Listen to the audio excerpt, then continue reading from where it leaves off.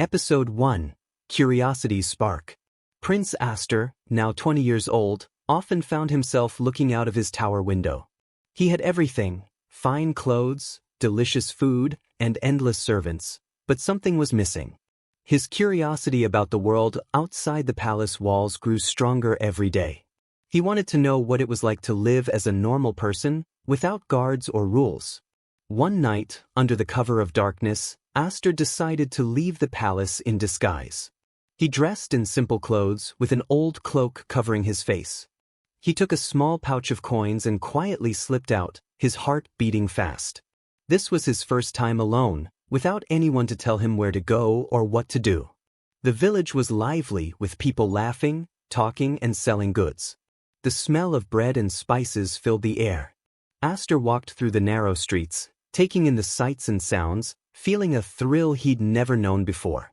Then he saw a young man around his own age, with bright eyes and a friendly smile, selling small trinkets made of wood.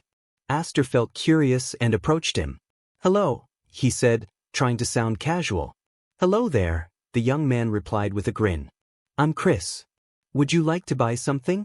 Aster looked at the small wooden carvings in Chris's hands. Each one was carefully made, showing animals, trees, and rivers. Aster picked up a small wooden fox and admired it. "You made this?" Aster asked, amazed at the detail. Chris nodded. "I carved them myself.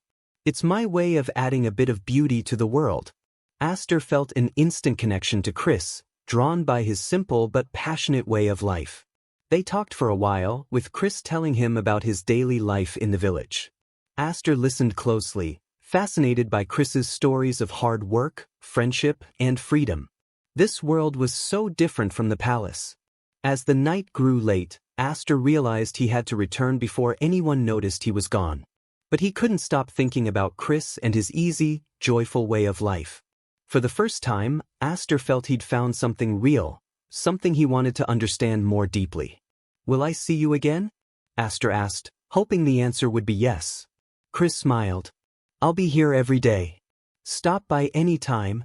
With a wave, Aster returned to the palace, his mind filled with thoughts of his new friend.